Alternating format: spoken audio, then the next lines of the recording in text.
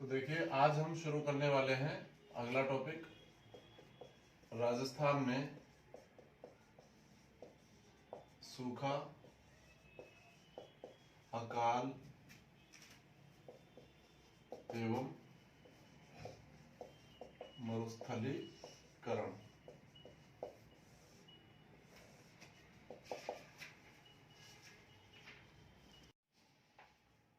अब देखिए, पहली बात तो यह कि सूखा कहा किसे जाता है, तो बिल्कुल सिंपल सी परिभाषा है। सामान्यतः वर्षा की कमी को ये क्या कहा जाता है, सूखा कहा जाता है। ठीक है, अब बात कर ले अपन अकाल किसे कहेंगे। ऐसी स्थिति जिसमें पेयजल, चारा, अन्न अर्थात अनाज इत्यादि की क्या हो जाए, कमी हो जाए, इसे ही क्या कहते हैं, हम अकाल कहते हैं। अब अकाल भी कई प्रकार का होता है, जान लेते हैं किस किस प्रकार का अकाल होता है, कब कब अकाल पड़ा।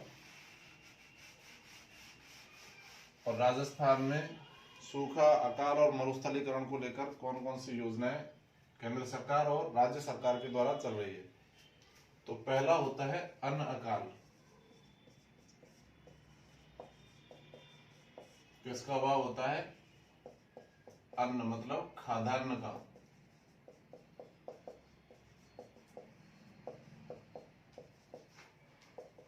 बात करें अगले अकाल की, तो होता है जल अकाल। किसके अभाव हो जाएगा, जल का अभाव हो जाएगा। और कौन सा अकाल कहलाएगा, तृण अकाल। तृण अकाल का मतलब है पशुओं को खिलाया जाने वाला जो चारा है उसका अभाव।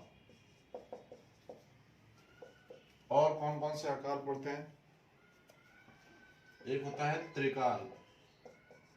त्रिकाल का मतलब जब अन्न, जल और चारा इन तीनों की एक साथ कमी हो जाए तो कहलाता है त्रिकाल। बात करें राजस्थान में कब कब कौन कौन सा अकाल पड़ा, तो एक था चालीसा अकाल। तो चालीसा अकाल का जो संबंध है ये 1983 में पड़ा था राजस्थान में। केवल हमको सन याद रखना है, 1983 में जो अकाल पड़ा राजस्थान में उसे क्या कहा जाता है, चालीसा अकाल कहा जाता है। इसके बाद में पंचकाल। तो पंचकाल का संबंध कब से कब तक रहा, तो ये 1812 से 1813 ईस्वी के मध्य पड़ा था, इसे कहा गया पंचकाल। और कौन सा है, बहुत फेमस क्वेश्चन है, बार बार रिपीट होता है, छप्पनिया अकाल।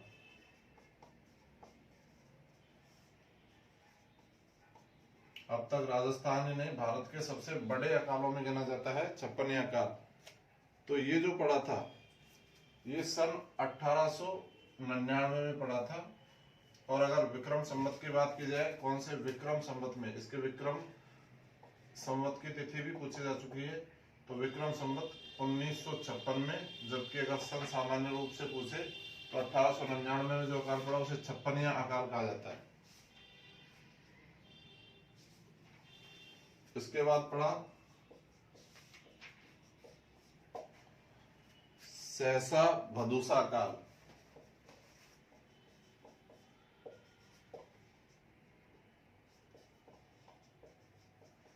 तो सहसा भदूसा अकाल कब पड़ा भाई, ये भी पड़ा 1899 ईस्वी में।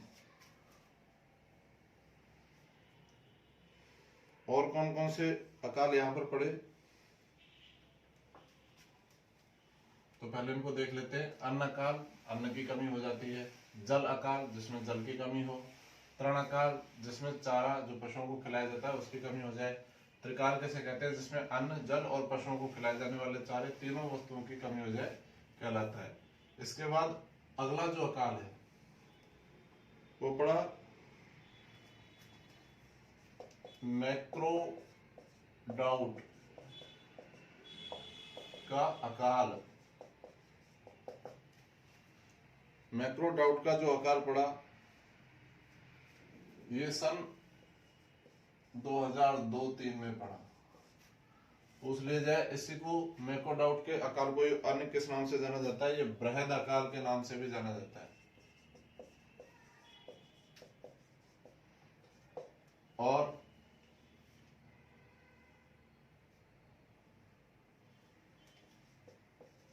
स्थायी पौना, स्थायी पौना किसे कहा जाता है? तो ओलावृष्टि की वजह से जो अकाल पड़ता है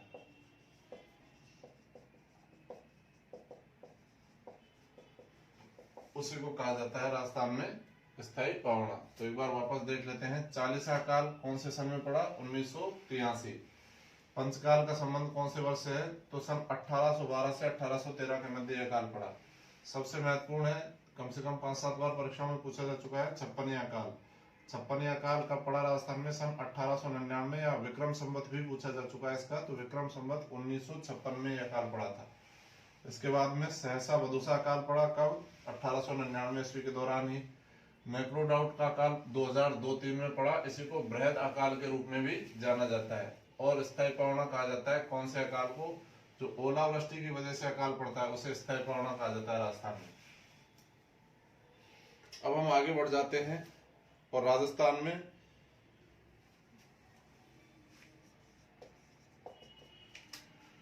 जो सूखा और अकाल की समस्या है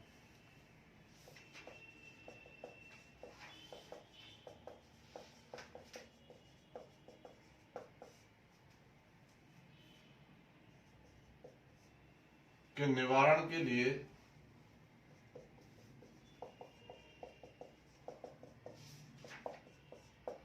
कौन कौन से सरकारी प्रयास किए गए, तो कौन कौन सी योजनाएं चलाई गई? ज्यादातर होता क्या है, क्वेश्चन इन्हीं में से आता है कि साहब राजस्थान में मरुस्थलीकरण को रोकने के लिए या राजस्थान में सूखा या अकाल की समस्या के निवारण के लिए राजस्थान सरकार या केंद्र सरकार के द्वारा कौन कौन सी योजनाएं जो है चलाई गई है, इनके बारे में हम बात कर लेते हैं।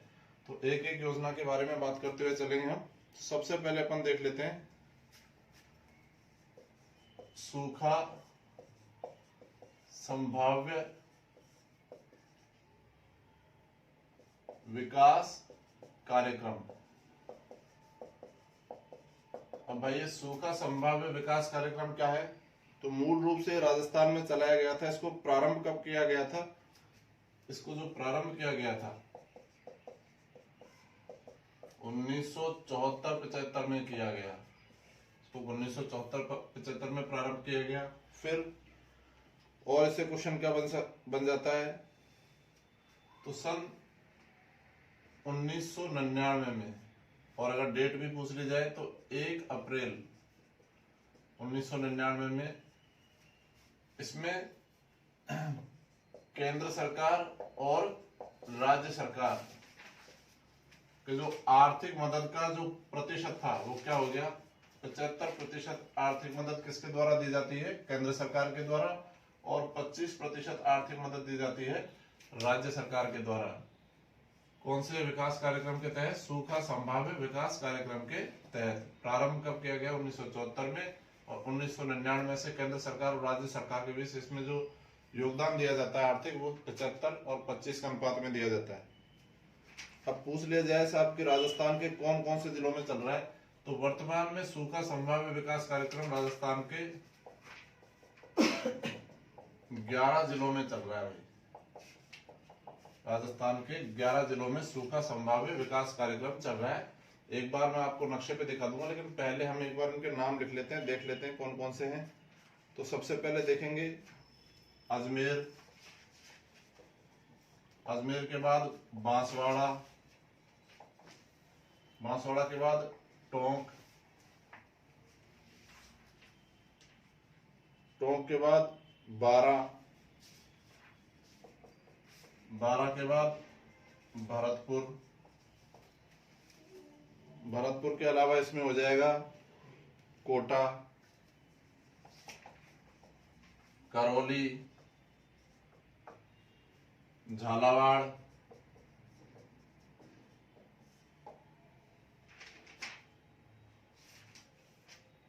डूंगरपुर,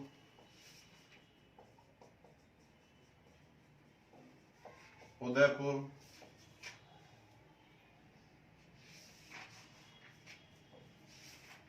और एक और जिला कौन कौन सा हो जाएगा यहाँ पर, तो लगभग ये 10 जिले हो चुके हैं। इसके बाद में बात करेंगे तो अगला और अंतिम जिला आ जाएगा सवाई माधोपुर। तो ये 11 जिले हैं राजस्थान के जिनमें कौन सा प्रोग्राम सूखा संभाव्य विकास कार्यक्रम वर्तमान में चल रहा है। अब इसके दौरान किया क्या जाता है, इसके दौरान देखिए मुख्य रूप से इसका उद्देश्य क्या है, क्या किया जाता है। तो इसमें किया यह जाता है कि राजस्थान में जो सूखे का प्रभाव है, राजस्थान में सूखे का जो प्रभाव है उसको कम करने के लिए विभिन्न स्थानों पर केंद्र सरकार के द्वारा जल ग्रहण से संबंधित जो विकास कार्यक्रम चलाए जाते हैं, मतलब बड़े बड़े मनरेगा के तहत भी चलाए जाते हैं, गड्ढे करवाए जाते हैं। इससे लोगों को रोजगार भी यहाँ पर जो है मिलता है। और जब बारिश होती है तो इन गड्ढों में पानी भर जाता है। इससे उस जो पर्टिकुलर क्षेत्र है, स्थान है, उसका जो भूजल स्तर है, वाटर लेवल है, वो भी बढ़ता है। तो ये चीजें अपन को याद रखनी है। मैन यहाँ पर जो 3-4 तथ्य बन जाते हैं तो वो कौन कौन से हैं। प्रारंभ किया गया 1974-75 में सूखा संभाव्य विकास कार्यक्रम। 1 अप्रैल 1999 में केंद्र सरकार और राज्य सरकार में आर्थिक योगदान 75 और 25% के अनुपात में दिया जा रहा है। राजस्थान के वर्तमान में कितने जिलों में चल रहा है, 11 जिले। और ये 11 जिले कौन कौन से, एक बार नक्शे पे देख लेते हैं हम इसको। तो सबसे पहले अजमेर में चल रहा है, अजमेर के बाद बांसवाड़ा में, बांसवाड़ा के बाद टोंक में, टोंक के बाद बारां में, बारां के बाद भरतपुर में, भरतपुर के बाद कोटा में, कोटा के बाद झालावाड़ में, झालावाड़ के बाद डूंगरपुर में, डूंगरपुर के अलावा चल रहा है उदयपुर में, उदयपुर के अलावा चल रहा है कहां पर, ये सवाई माधोपुर में, सवाई माधोपुर के अलावा चल रहा है करौली में।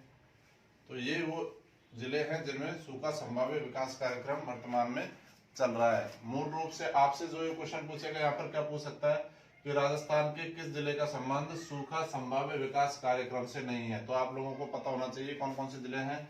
भरतपुर है, करौली, सवाई माधोपुर, टोंक, अजमेर, बारां, कोटा, झालावाड़, बांसवाड़ा, डूंगरपुर, उदयपुर और अजमेर। ये वो 11 जिले हैं जहां पर सूखा संभाव्य विकास कार्यक्रम सरकार के द्वारा चलाया जा रहा है। ठीक है, इसके अलावा हम अगली योजना के बारे में बात कर लेते हैं जो सरकार के द्वारा चलाई जा रही है। तो अगली है मरु विकास कार्यक्रम।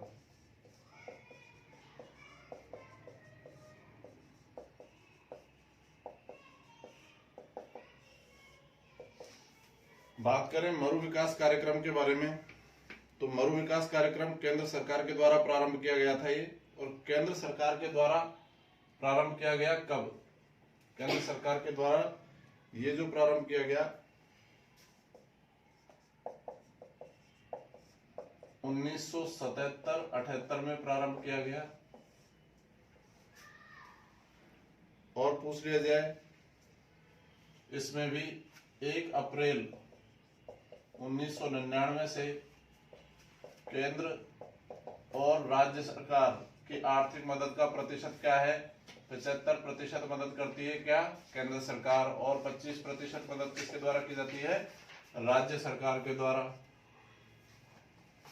और क्या क्वेश्चन बन जाता है यहां से, वर्तमान में राजस्थान के कितने जिलों में चल रहा है, तो वर्तमान में राजस्थान के 16 जिलों में चल रहा है कौन सा प्रोग्राम, मरु विकास कार्यक्रम। अब ये 16 जिले कौन कौन से हैं एक बार हम देख लेते हैं। तो अजमेर,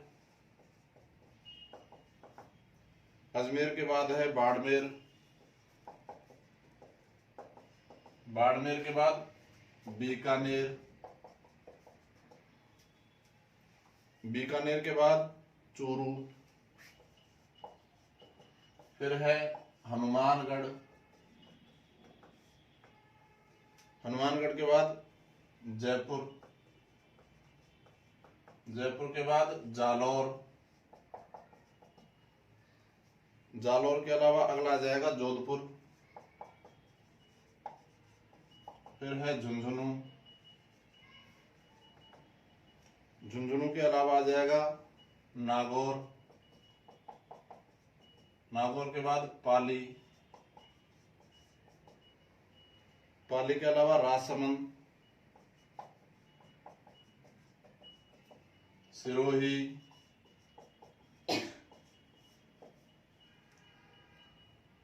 सिरोही के बाद आ जाएगा सीकर और उदयपुर।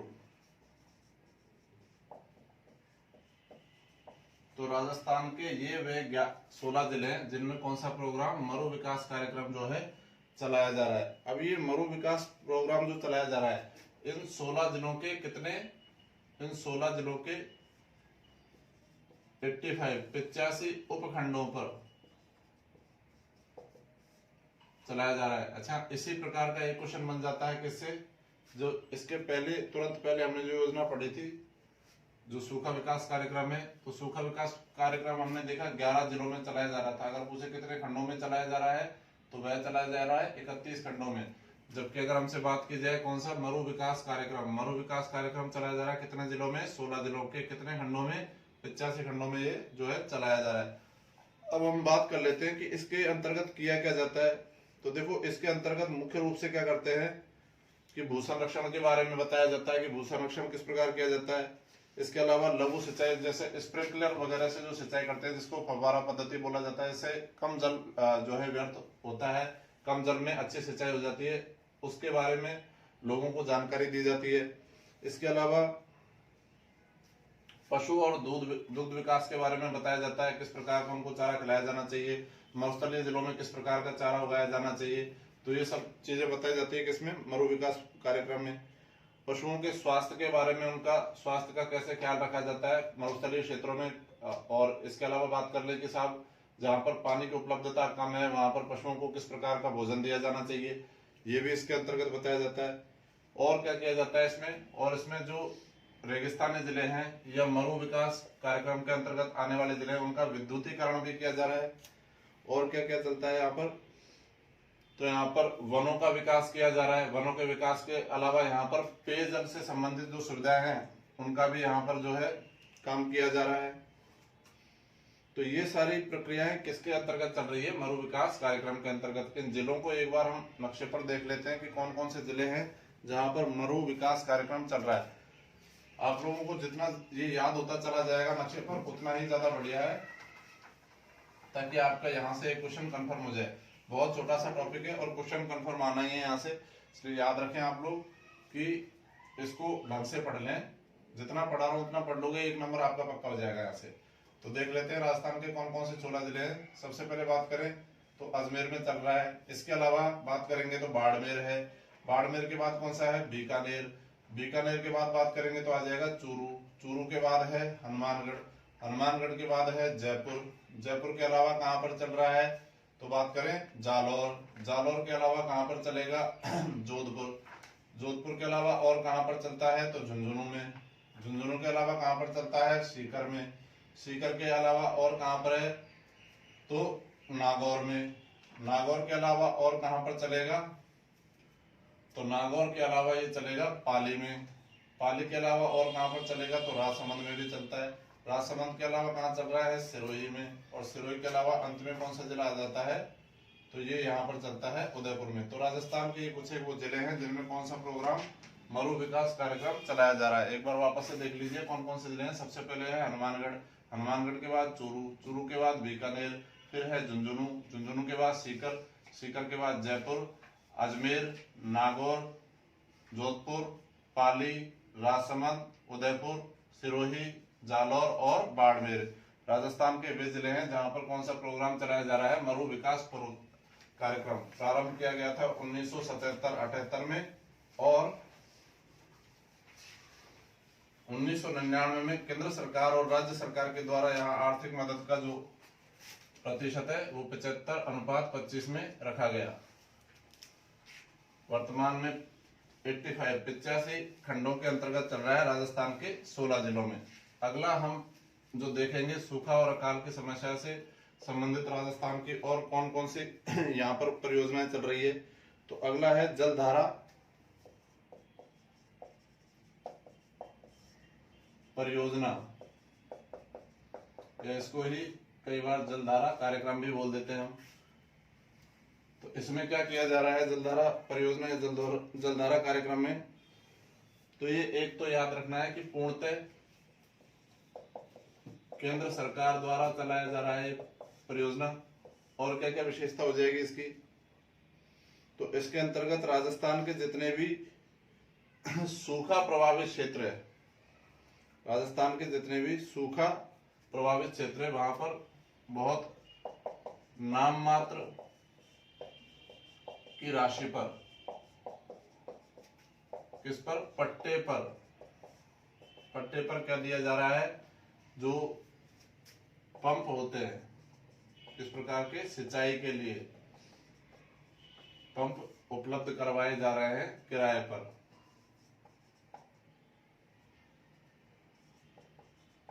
जिससे जो सूखा प्रभावित क्षेत्र है वहां पर अच्छे से जो है सिंचाई की जा सके।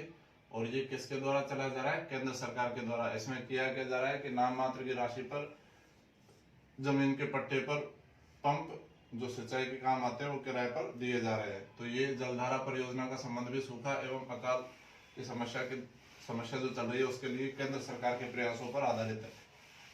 अगली परियोजना कौन सी आ जाएगी हम देख लेते हैं। तो अगली परियोजना है फूड स्टैम्प परियोजना।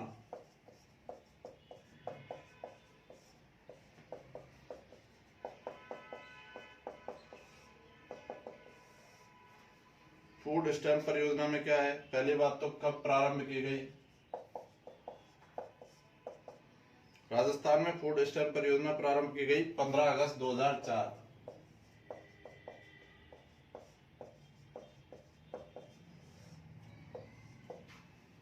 इसके बाद और क्या क्या विशेषता है, तो इसका मुख्य उद्देश्य जो था वो है भूख से होने वाली मृत्यु को रोकना। तो सरकार का प्रयास था कि भूख की वजह से कई बार क्या है लोगों की मृत्यु हो जाती है, तो उसको रोकने के लिए फूड स्टैम्प परियोजना जो है सरकार के द्वारा चलाई गई। अब इस परियोजना में किया क्या जाता है, तो प्रबंधन आपदा राहत कोष, प्रबंधन आपदा राहत कोष जो है उसके लिए यहां से क्या उपलब्ध करवाया जाएगा, वित्त पोषण किया जाएगा। मतलब जो धन उपलब्ध करवाया जाएगा वो प्रबंधन आपदा राहत कोष से जो है उपलब्ध करवाया जाएगा। तो फूड स्टैम्प परियोजना का प्रारंभ कब किया गया, 15 अगस्त 2004 को।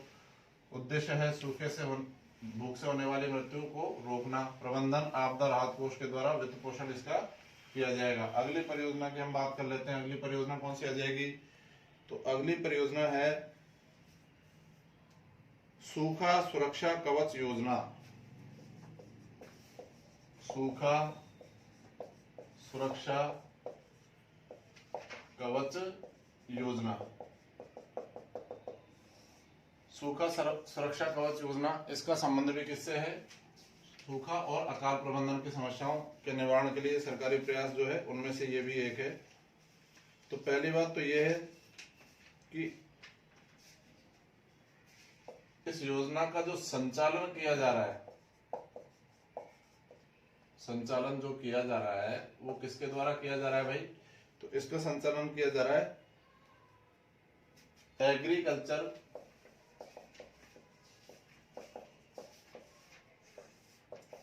इंश्योरेंस कंपनी ऑफ इंडिया के द्वारा कौन सी परियोजना चलाई जा रही है, सूखा सुरक्षा कवच परियोजना। अब इसमें किया क्या जाता है, तो इसमें यह किया जाता है कि कई बार देखिए क्या होता है, राजस्थान में बारिश नहीं होती है, और बारिश नहीं होती है तो मतलब मानसून के दौरान वर्षा का क्या होता है, अभाव।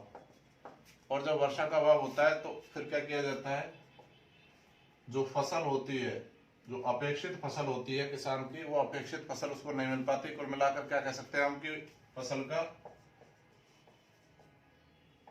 नुकसान हो जाता है।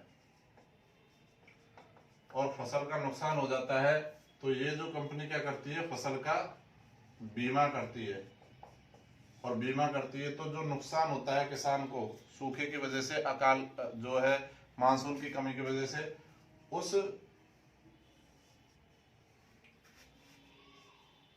कमी को पूरा करती है। एक प्रकार से वो बीमा का कवर देती है। कौन, ये कंपनी। तो ये ही है सूखा सुरक्षा कवच योजना। तो सूखा सुरक्षा कवच योजना, पहली बात इसका संचालन कौन करती है, agriculture insurance company of India के द्वारा चलाया जा रहा है। करती क्या है, मानसून में वर्षा का अभाव होता है जिसकी वजह से जो फसल का नुकसान होती है उसका बीमा करती है। मतलब आपको उस नुकसान की भरपाई करने का काम जो करता है वो ये कंपनी करती है। और कौन कौन सी योजनाएं अपन भाई देखेंगे, तो विशिष्ट योजना संगठन है एक,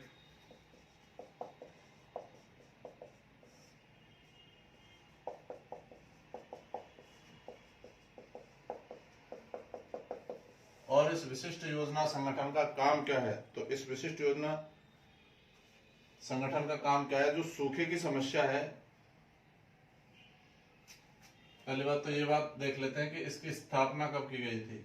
इसकी स्थापना की गई थी भाई 1970 में। उद्देश्य क्या है इसका, तो उद्देश्य यह है कि जो सूखे की समस्या है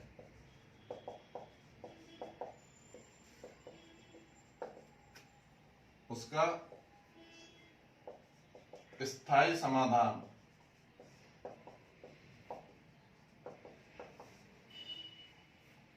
के प्रयास किए जा रहे हैं। किसके द्वारा, विशिष्ट योजना संगठन के द्वारा। अब ये जो प्रयास किए जा रहे हैं इसके अंतर्गत ये क्या करते हैं कि साहब जो ग्रामीण विकास की योजनाएं होती है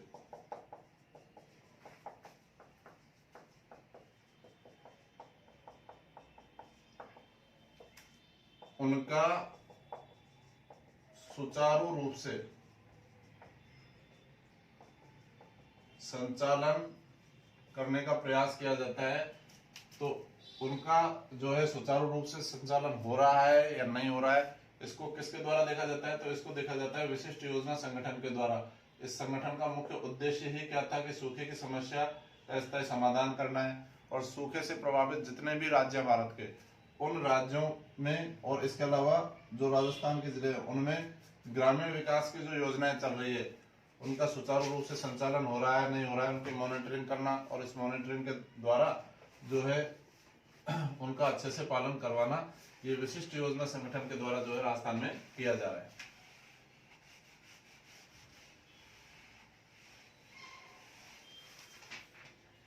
अगली जो हमारी योजना आ जाएगी इसका नाम है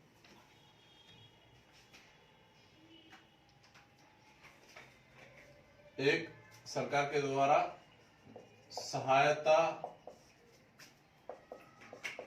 विभाग की स्थापना की गई है। तो सहायता विभाग की स्थापना जो की गई है इसका स्थापना कब की गई थी, तो सहायता विभाग की स्थापना की गई थी 24 अक्टूबर 1951। उद्देश्य क्या था भाई इसका, तो सहायता विभाग की स्थापना का जो मुख्य उद्देश्य था, इसका उद्देश्य था जैसे अकाल पड़ रहा है या बाढ़ आ जाती है या ओलावृष्टि हो जाती है या कहीं पर आग लग जाती है या इसके अलावा और क्या कह सकते हैं हम, जैसे भूस्खलन हो जाता है, लैंडस्लाइड जो हो जाती है, इनकी वजह से जो भी नुकसान होता है वहां के स्थायी लोगों को, इन सभी समस्याओं की वजह से जो भी नुकसान होता है वहां के लोगों को, उनके लिए तत्काल मतलब तुरंत सहायता, जिसमें आर्थिक सहायता भी सम्मिलित है, मुख्य रूप से आर्थिक सहायता ही सम्मिलित है। इसका जो है क्या किया जाता है, प्रबंध किया जाता है। तो सहायता विभाग की स्थापना 24 अक्टूबर 1951 को की गई थी। इसका उद्देश्य क्या था कि विभिन्न प्रकार की प्राकृतिक आपदाएं जैसे अकाल है, बाढ़ है, ओलावृष्टि, आग लगना, भूस्खलन हो जाना, इनके प्रभाव से जो नुकसान होता है उसके उपचार के लिए एक प्रकार से तत्काल आर्थिक सहायता उपलब्ध करवाना लोगों को, ये इसका प्रमुख उद्देश्य था। और आगे हम बढ़ जाए तो आ जाता है प्राकृतिक आपदा सहायता कोष। अब ये प्राकृतिक आपदा सहायता कोष क्या है भाई? तो प्राकृतिक आपदा सहायता कोष, इसकी स्थापना कब की गई थी? नाम से पता लग रहा है कि विभिन्न प्रकार की जो प्राकृतिक आपदाएं आती है, इन प्राकृतिक आपदाओं की वजह से जो नुकसान होता है उसके लिए तुरंत बिल्कुल इंस्टेंट जो मदद दी जाएगी वो कौन से कोष के द्वारा दी जाएगी, उसके लिए अलग से ही सरकार के द्वारा कोष बना दिया गया और कोष का नाम रखा गया प्राकृतिक आपदा सहायता कोष। तो इसकी स्थापना जो की गई थी वो स्थापना की गई थी 1990-91 के दौरान। और ये जो सहायता दी जाती है इसमें केंद्र सरकार द्वारा दी जाती है 93 करोड़ की और राज्य सरकार द्वारा दी जाती है 31 करोड़ की।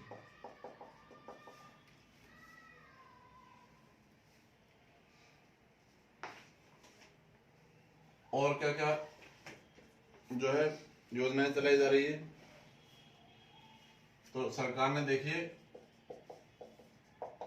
हरे चारे के लिए समर्थन मूल्य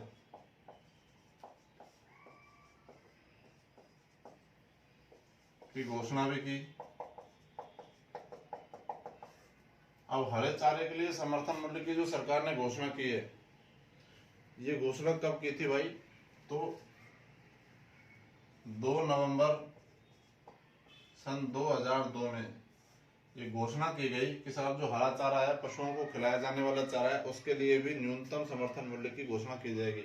इससे होगा क्या कि जिस समय वर्षा कम होती है, खेतों में केवल हरा चारा का उत्पादन लिया जाता है, उसको भी किसान बेचकर कम से कम जो अपनी आर्थिक स्थिति है उस समय की, तो वो आर्थिक स्थिति अगर उसकी कमजोर है तो चारे को बेचकर भी अपनी आर्थिक स्थिति को थोड़ा सा क्या है, उसको आर्थिक रूप से मदद मिल जाएगी। तो इसके लिए सरकार ने क्या कर दिया, हरे चारे के लिए भी समर्थन मूल्य की घोषणा कर दी सरकार ने। सब कब? 2 नवंबर सन 2000 में। तो ये कुछ एक जो है योजनाएं चलाई गई, कुछ एक घोषणाएं की गई है सरकार के लिए, ये चीजें हमें याद रखनी है यहाँ पर। और क्या क्या कर दिया गया? तो एक आपदा प्रबंधन प्राधिकरण, तो आपदा प्रबंधन प्राधिकरण है, इसकी स्थापना की गई सरकार के द्वारा। और आपदा प्रबंधन प्राधिकरण की जो स्थापना की गई वो कब की गई? तो ये स्थापना की गई 6 जुलाई को। कौन से ईयर में? सन 2003 में। अब इसके अंतर्गत क्या हो जाता है, एक तो इसका जो अध्यक्ष होता है आपदा प्रबंधन प्राधिकरण का, उसका अध्यक्ष हमेशा कौन होता है? राज्य का मुख्यमंत्री होता है हमेशा। और जैसा कि नाम से पता लग रहा है, नाम ही क्या है? आपदा प्रबंधन प्राधिकरण। तो विभिन्न प्रकार की जो भी प्राकृतिक आपदाएं हैं, उन प्राकृतिक आपदाओं के दौरान जो भी नुकसान होता है वो नुकसान की पूरी मॉनिटरिंग करना, उनको किस प्रकार की आर्थिक सहायताएं दी जानी चाहिए, ये सारी कुछ समस्याएं जो है उसको निवारण करना, ये सब आपदा प्रबंधन प्राधिकरण के अंतर्गत जो है किया जाता है। तो स्थापना 6 जुलाई 2003 को और अध्यक्ष इसका होता है राज्य का मुख्यमंत्री। तो ये कुछ एक योजनाएं हैं जो सूखा और अकाल की समस्या के निवारण के लिए सरकार द्वारा चलाई गई है। जिनमें केंद्र सरकार भी शामिल है और राज्य सरकार भी शामिल है। अब अपन बात कर लेते हैं मरुस्थलीकरण।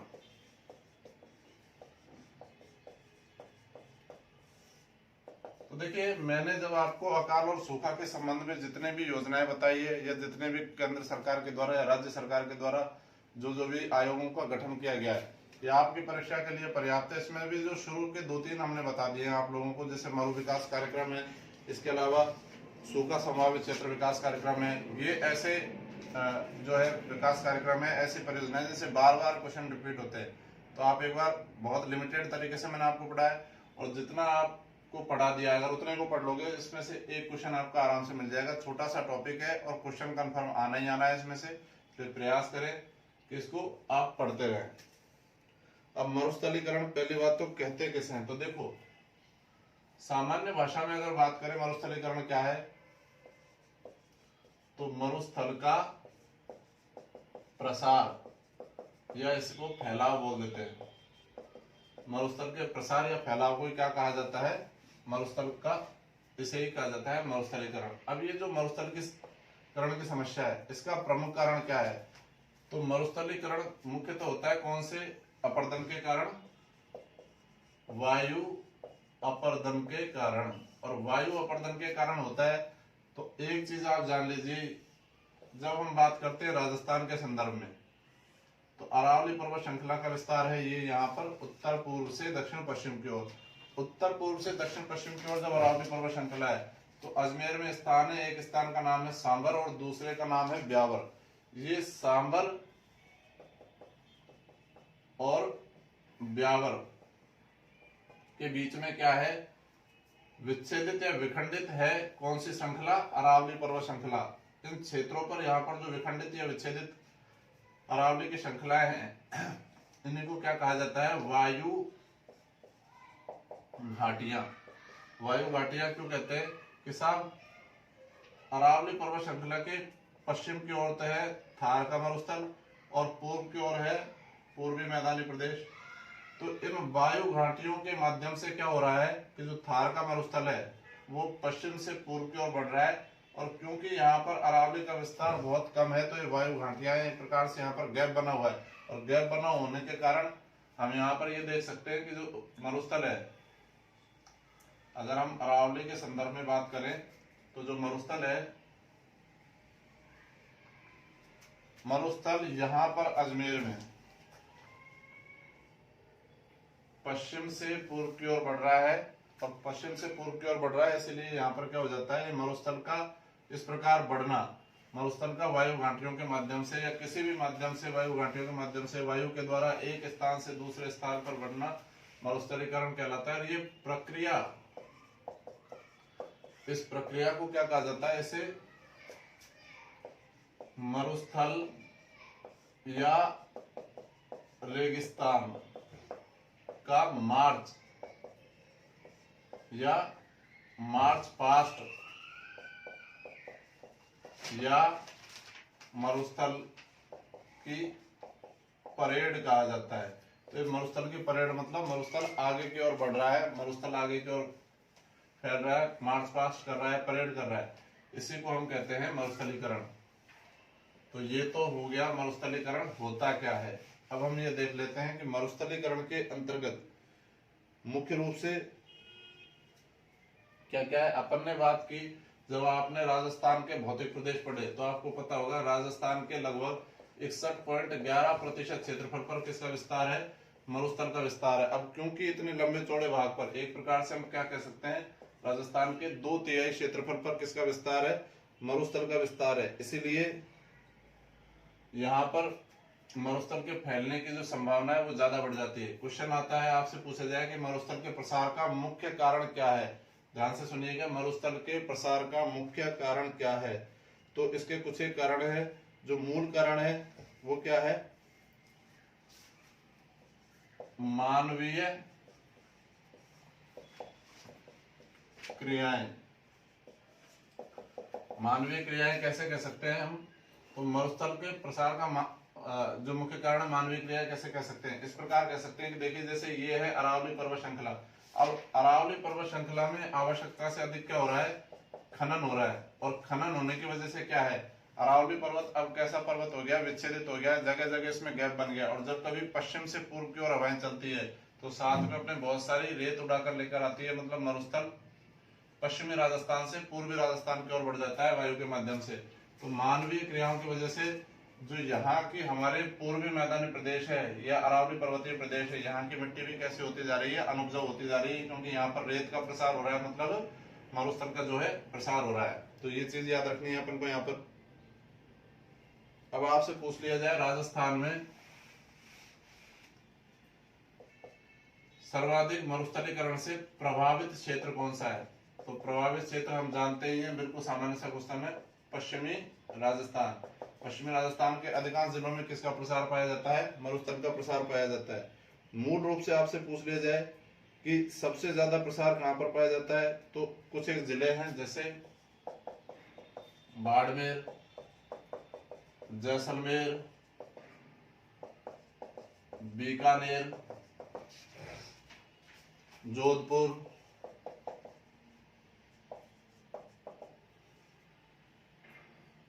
जालौर, ये कुछ एक ऐसे प्रमुख जिले हैं जहां पर मुख्य मरुस्थल या महान मरुस्थल का विस्तार पाया जाता है। अब हम बात करें कि अर्धशुष्क मरुस्थल, तो अर्धशुष्क मरुस्थल का विस्तार कहां पर पाया जाता है, देख लें, नागौर, नागौर के अलावा सीकर,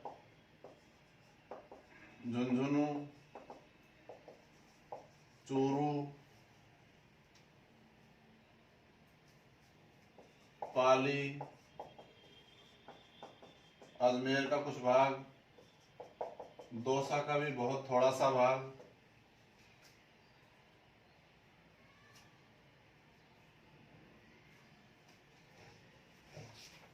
ये जिले आ जाते हैं अर्धशुष्क मरुस्थलीय प्रदेश में। तो याद रखना है, मरुस्थलीय प्रदेश में मुख्य प्रभावित जिले कौन से हो जाएंगे, बाड़मेर, जैसलमेर, बीकानेर, जोधपुर और जालौर। अर्धशुष्क मरुस्थल में हो जाएंगे नागौर, सीकर, झुंझुनू, चूरू, पाली, अजमेर और दौसा। और आगे हम बढ़ जाते हैं तो देखेंगे कि मुख्य रूप से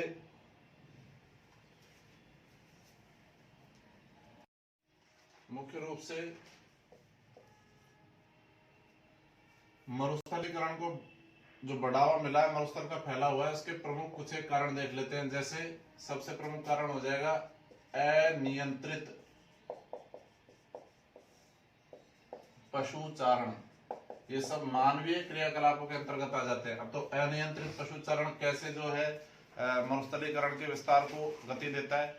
होता क्या है कि जब बहुत सारे पशु हैं, पशु अपने खुरों के नीचे जब उनके नीचे मिट्टी आती है तो वो मिट्टी क्या है, बहुत ज्यादा मुलायम हो जाती है, बारीक हो जाती है, और क्योंकि बहुत ज्यादा बारीक हो जाती है तो उसके बाद जब आंधियां चलती है वो एक स्थान से दूसरे स्थान पर आसानी से विस्थापित हो जाती है।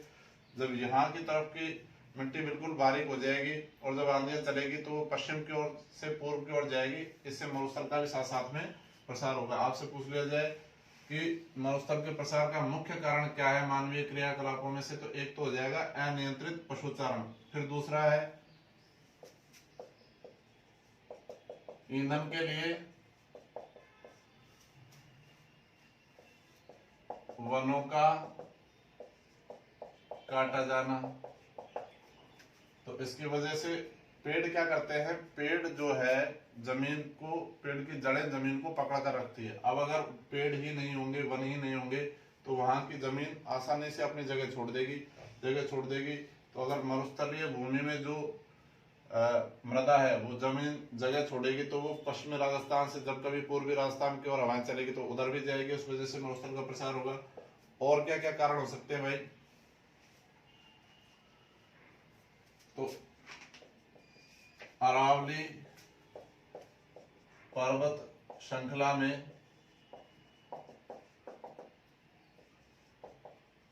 अधिक खनन। तो जब अरावली पर्वत श्रृंखला है इसमें अधिक खनन होगा। अरावली पर्वत श्रृंखला क्या करती है कि मरुस्थल का प्रसार इसको पश्चिमी राजस्थान से पूर्वी राजस्थान में जाने से रोकती है। पर होता क्या है कि जब इन पर्वत श्रृंखलाओं में इन पहाड़ों को काट दिया जाएगा, अत्यधिक खनन किया जाएगा, तो पहाड़ जब यहाँ पर रहेगा ही नहीं, तो उस वजह से जो पश्चिमी राजस्थान से रेत है, जो मरुस्थल है, वो कहां पर पहुंच जाएगा? पूर्वी राजस्थान की ओर चला जाएगा। तो ये भी एक प्रमुख कारण बन जाता है। अब मरुस्थल के बढ़ने का कारण क्या है? तो एक तो वर्षा की कमी है, तो बरसात की कमी रहती है, प्राकृतिक कारण है, बरसात की कमी रहती है। इसके अलावा हम क्या कह सकते हैं? तापमान की अधिकता रहती है, तापमान की अधिकता के कारण भी जो है क्या होता है? मरुस्थल का विस्तार ज्यादा होता है। बरसात नहीं होगी, मिट्टी ज्यादा कैसे हो जाएगी? शुष्क हो जाएगी, शुष्क हो जाएगी। तो उसकी वजह से क्या होगा साहब? उसकी वजह से ये होगा कि आसानी से एक स्थान से दूसरे स्थान पर जो है विस्थापित हो जाएगी। अब हम ये देख लेते हैं कि राजस्थान के कुछ एक क्षेत्र ऐसे हैं, कुछ एक ऐसे संस्थान स्थापित किए गए हैं जिनको, जो मरुस्थल है वहां पर विकास के लिए, वहां पर मरुस्थल के प्रसार को रोकने के लिए एक प्रकार से इनका जो है स्थापना की गई है। तो पहली तो है काजरी। मैंने पहले भी ये आप लोगों को बताया था, एक बार वापस हल्का सा बता देता हूँ मरुस्थलीकरण वाले टॉपिक में। तो आप ये देखिए कि जो काजरी है, काजरी की स्थापना पहली बात तो कहाँ की गई थी? तो काजरी की स्थापना की गई थी जोधपुर में।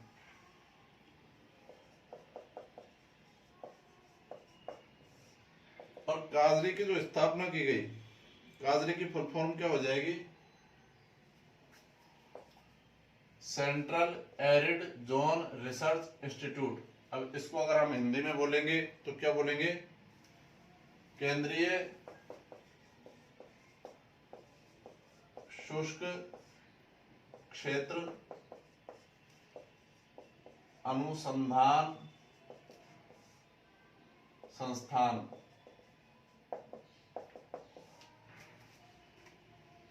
अब ये काजरी की स्थापना जो की गई,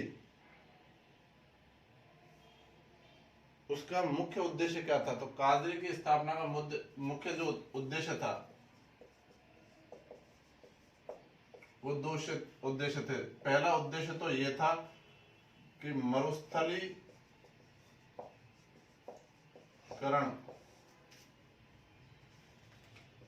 को रोकना, मतलब एक प्रकार से मरुस्थल के प्रसार को रोकना। मरुस्थल जब फैल रहा है तो मरुस्थल के प्रसार को कैसे रोका जाए, तो उसके लिए स्थापना की गई जोधपुर में काजरी की। और दूसरा, जो मरुस्थल है, इस मरुस्थल में कैसे जो है नई नई तकनीकों के द्वारा, या कैसे ऐसे यहाँ पर पौधे लगाए जाएं, कैसे किस प्रकार के यहाँ पर पेड़ लगाए जाएं, जिस वजह से क्या हो, यहाँ पर एक प्रकार से जनजीवन बढ़िया बने। इसके अलावा जो है मरुस्थल के रूप में ये जलवायु और जैविक तत्वों की क्रिया और प्रतिक्रिया जो है उनमें अनुकूलन बने।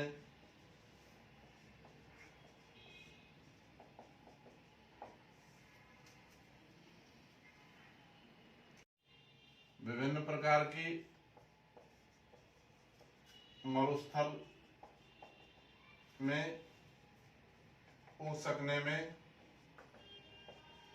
सक्षम वनस्पतियों का विकास करना, ये सभी उद्देश्य किसके थे?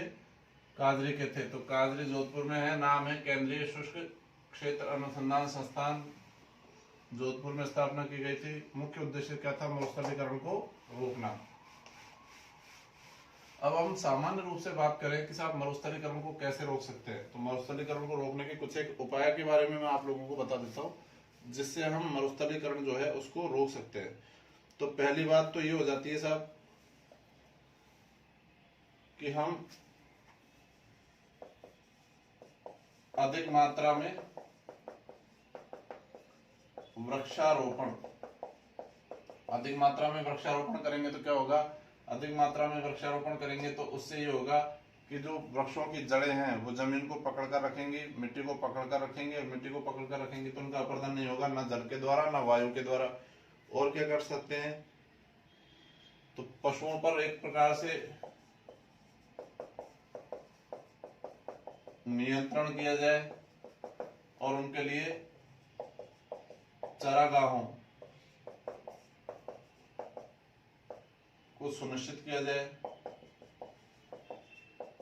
सुनिश्चित किया जाए। तो अगर आपको पशुओं पर नियंत्रण करना है तो आपको उनके लिए जो चरागाह है उनकी स्थापना करनी पड़ेगी, उनके क्षेत्र सुनिश्चित करने पड़ेंगे कि इन स्थानों पर जाकर जो है पशु अपना भोजन ले सकते हैं।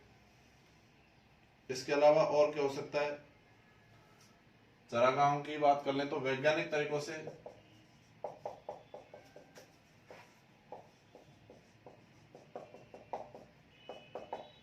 नए चरागाहों का विकास,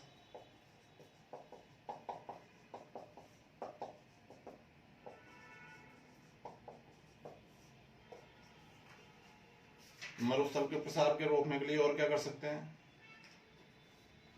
तो एक प्रकार से हम कह सकते हैं कि रेतीली और बंजर भूमि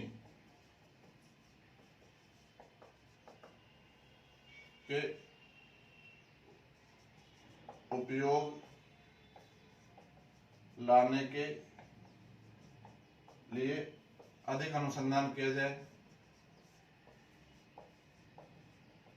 क्योंकि हम जानते हैं कि जो पश्चिमी राजस्थान है वहां पर बंजर और रेतीली भूमि मिलती है।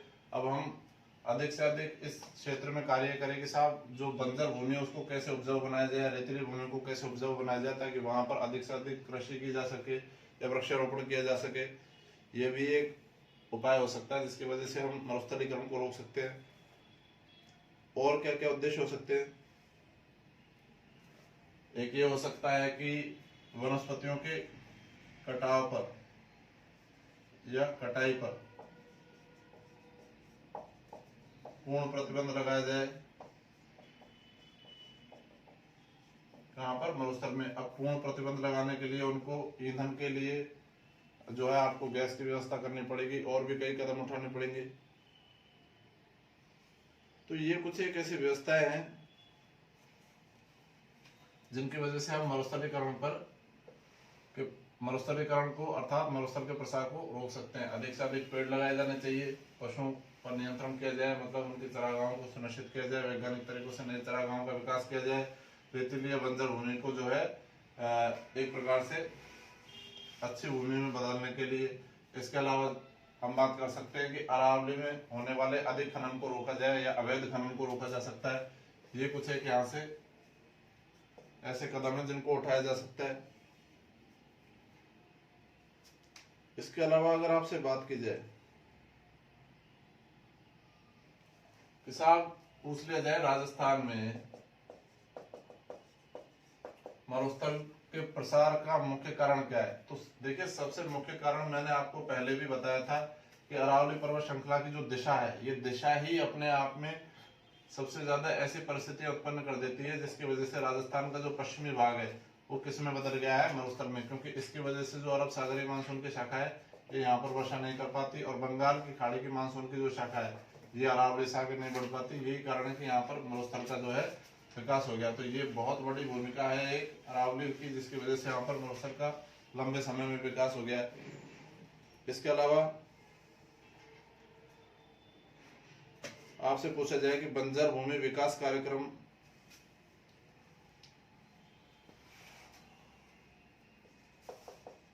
बंजर भूमि विकास कार्यक्रम के अंतर्गत क्या क्या आता है, तो बंजर भूमि विकास कार्यक्रम के अंतर्गत क्या क्या आएगा, एक तो राष्ट्रीय मरु प्रसार कार्यक्रम इसके अंतर्गत आ जाता है। और क्या आ जाएगा, अरावली विकास कार्यक्रम भी बंजर भूमि विकास कार्यक्रम के अंतर्गत आ जाएगा। और एकीकृत बंजर भूमि विकास कार्यक्रम ये भी जो है किसके अंतर्गत आ जाता है, बंजर भूमि विकास कार्यक्रम के अंतर्गत। तो इसके अलावा और कोई भी आपको जो है ऑप्शन दिखाई दे तो मान के चलिए वो इसका अंतर्गत आपसे पूछा जाए बंजर भूमि विकास कार्यक्रम के अंतर्गत आने वाले जो कार्यक्रम है कौन कौन से है, तो राष्ट्रीय मरु प्रसार कार्यक्रम इसके अंतर्गत आता है, अरावली विकास कार्यक्रम इसके अंतर्गत आता है और एकीकृत बंजर भूमि विकास कार्यक्रम भी बंजर भूमि विकास कार्यक्रम के अंतर्गत जो है आता है।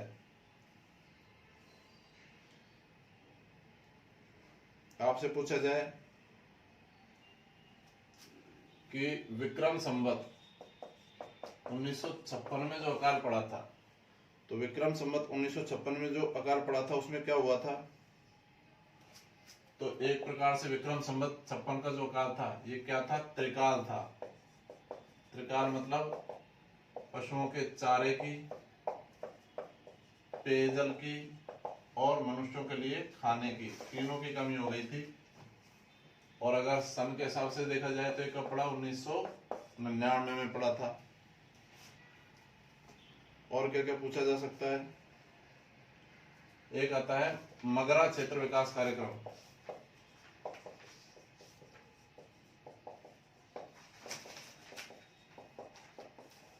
मगरा क्षेत्र विकास कार्यक्रम की अगर बात करें, पहली बात तो प्रारंभ कब किया गया था? 2005-06 में।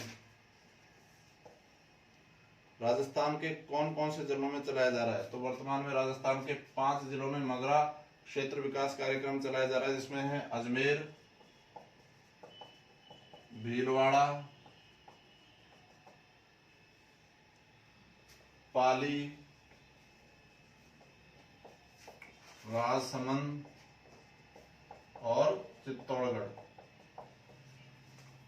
इंपॉर्टेंट क्वेश्चन है मगरा क्षेत्र विकास कार्यक्रम, कई बार परीक्षाओं में पूछा जा चुका है। तो प्रारंभ किया गया सन 2005-06 में। मगरा किसे कहा जाता है? देखिए, मूल रूप से जो अरावली का पर्वतीय पहाड़ी क्षेत्र है उनको ये चारों पांचों जो जिले हैं उनके स्थानीय भाषा में क्या बोला जाता है?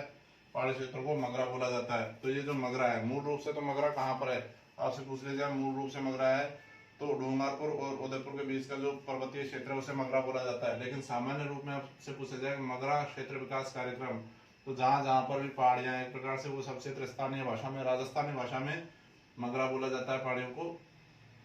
तो मगरा क्षेत्र विकास कार्यक्रम 2005-06 में अजमेर, भीलवाड़ा, पाली, राजसमंद और चित्तौड़गढ़ में चलाया गया। तो ये चीज भी आप लोगों को यहाँ पर जो है याद रखनी है।